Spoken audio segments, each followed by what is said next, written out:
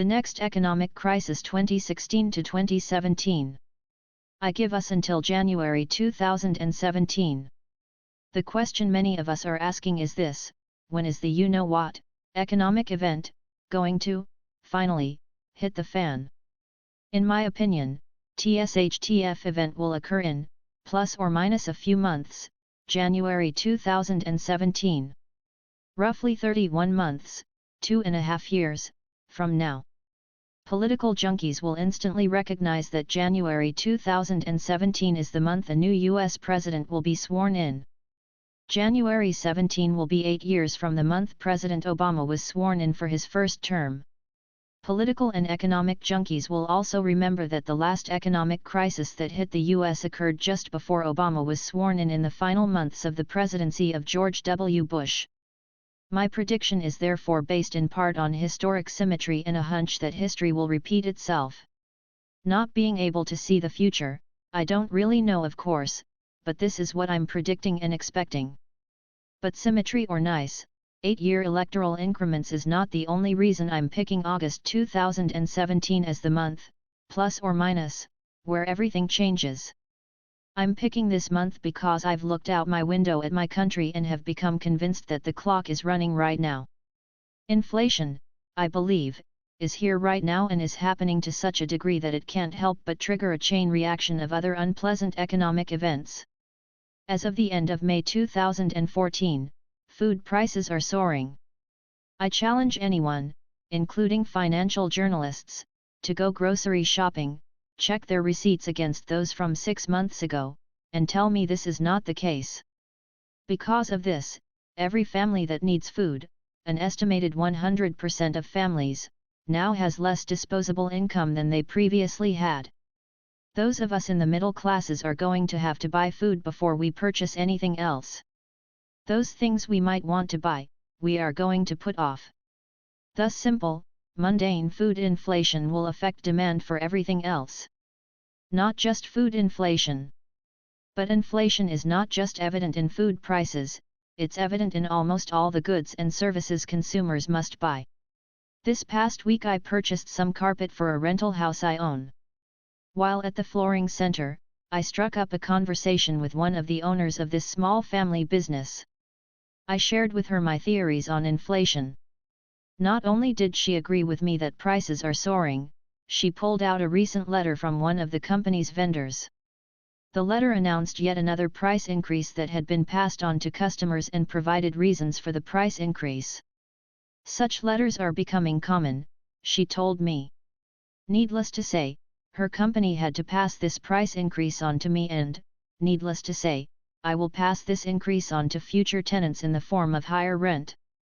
This $50/month increase in rent represents $50 less my tenant will have to purchase food and clothing for their children.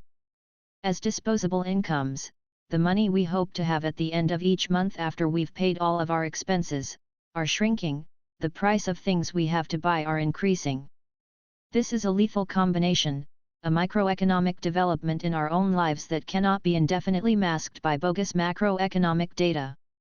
Watch restaurants. Restaurants, the source of many jobs in our burger-flipping economy, are already starting to struggle. As fewer families dine out, which is or will happen, more restaurants will close. This, I suspect, is why President Obama and the Democrats are not pushing too hard for a hike in the minimum wage. They know, or have been told by those in this industry, that a mandated increase in wages will result in more layoffs and more business closings. Such a development would provide conspicuous evidence that the economy might not be as healthy as we've been told. Further price inflation will kill the restaurant sector and very well might also kill the retail sector. Again, food, not trinkets or stuff, will become the household budget priority. Do not believe what the mainstream press is reporting. Or in this case, not reporting. The above is happening right now. As for the press corps, the organizations that employ journalists are already dead men walking. That they don't know this is either irony at its finest or macabre poetic justice. To the press, the stagflation that has settled over the nation is non-existent and recovery remains just a quarter away. Apparently no reporter stops to think, Hey, didn't we have more bodies in the newsroom 12 months ago, last month? Wasn't that recovery supposed to have kicked in by now? Maybe when the New York Times files for bankruptcy protection, or offers itself for sale for $1 like Newsweek did, the rest of the press corps will finally notice that something is going on. Until then, I'm counting on the press corps to continue to trumpet the government press releases that discount inflation, trumpet 6% unemployment rates and positive GDP growth. And those press releases will continue to be printed with rose-colored ink. Because a big midterm election is coming up and, after that, a big presidential election is coming up. The state of our nation is, okay, but things will soon get better, these releases will essentially say. These two upcoming election cycles represent one reason I think the moment of truth will be extended at least past these events, elections in 2014 and November 2016. But prices will keep going up, for our own lunches and for all of the free and reduced lunches and breakfasts that public school students require. Fed and government economists may discount inflation as a concern, but it's a 100% truth that food stamp debit cards will not buy as many groceries as they once did. And more Americans, already roughly 1 in 6 of us, will have to depend on these cards in the future. As prices continue to soar, will mothers remain silent about the hungry children in their households? I also predict that the tens of millions of Americans who have voluntarily dropped out of the labor force will stay, involuntarily, dropped out, and will be joined by millions more. More people, civilians and former military, will go on disability. Also in 2014, 2015 and 2016, millions more Americans will retire and begin to draw their first Social Security checks and use Medicare for the first time. Also, Obamacare will fully kick in, making medical care less affordable and giving potential employers more reasons not to employ new people. More unemployed will begin to default on the vehicles they bought at subprime rates with payments spread over 6 or 7 years. Banks will be stuck with cars that are worth a tiny fraction of their note value.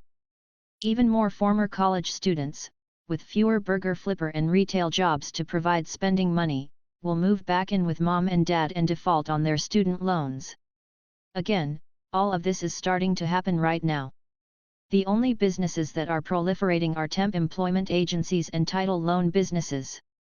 On the positive side, oil and gas fracking projects are providing jobs and wealth in a few states, although the federal government, dominated by environmentalists, of course frowns on these jobs, even, no doubt, as it secretly gives thanks for them. Drive around your city and look out the window. Strip malls and traditional malls are dying right in front of us. Property crimes, unless I'm completely off base, seem to be increasing as well, although this is a story local governments might want to de-emphasize. Follow the gold. And every month China keeps adding as much physical gold to its vaults as it can. Russia is starting to do the same thing. Both nations, one suspects, are laboring furiously to implement a strategy to conduct trade and business, and protect their own wealth, absent the US dollar. For years now, America's economic and monetary central planners have managed to kick the day of economic reckoning down the road. It's been a Herculean task and a job brilliantly performed. The easiest and most important component of this task has been the effort to kill sentiment for precious metals. This vital, and recurring, exercise protects the dollar, which in turn protects and preserves the status quo.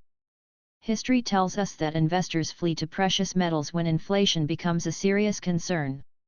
Our central planners know this, of course.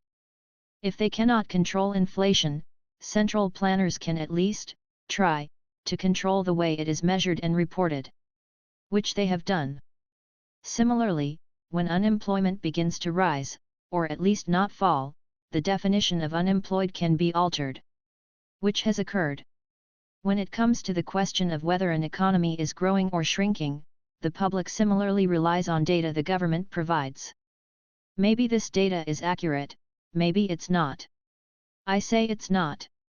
My guess, as someone who pays the bills in his family, is that inflation is at least 4 times higher than the official rate.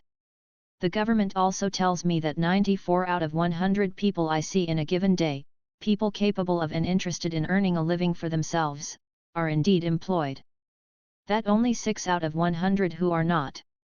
Is the government telling me that if I go to, say, Walmart and randomly pick 100 people of working age that only 6 of these people will be without a job? Good gracious! Seriously, some TV news reporter ought to perform this employment test. For every one business I see that is opening, I see 2 that have recently closed their doors. Given this ratio, how could the economy be growing? If the economy was really growing, wouldn't bankers be making numerous loans to entrepreneurs who want to start a business, or to existing businesses that are seeking to expand? Are they doing this? Prices for just about everything are going up and more people are trying every way they can to save money.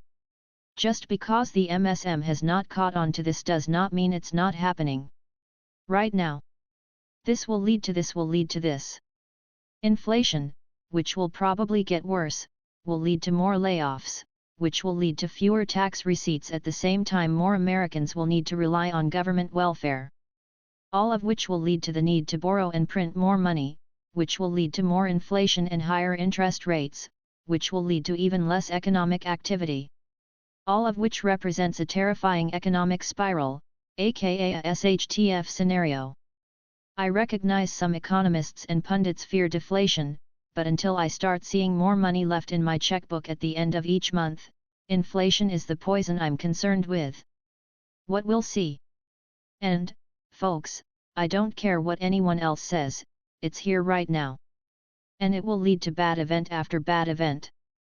Right now, Americans comment about it on Facebook and on reader posts at the bottom of internet articles that say inflation doesn't exist. Somewhere in the next 31 months, though, this is going to change. You'll see it in the number of empty tables at restaurants, you'll see it in the number of empty seats at sporting events, you'll see it in the number of cars foreclosed upon and the number of cars you see on the road with dents that go unrepaired. You'll see it in the proliferation of for rent or lease signs in the windows of previously occupied businesses.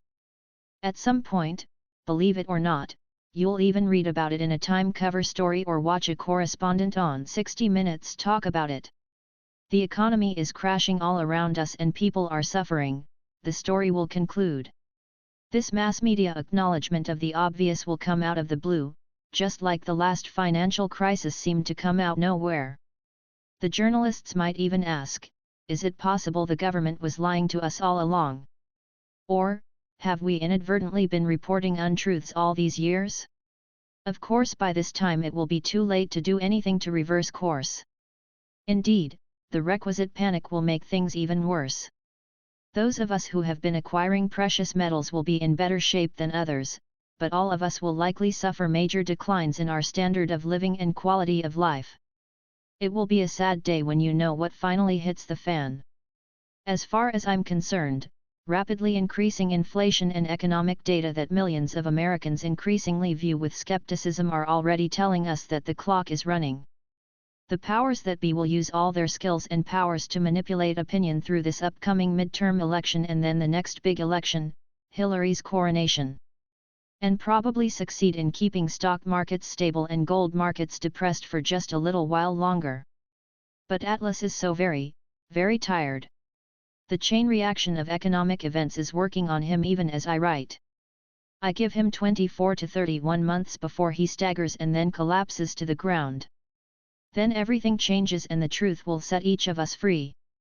To make do as best we can on our own. January 2017. My timing may be off a tad, but this is about as long as the status quo can realistically survive given what I see happening around me right now.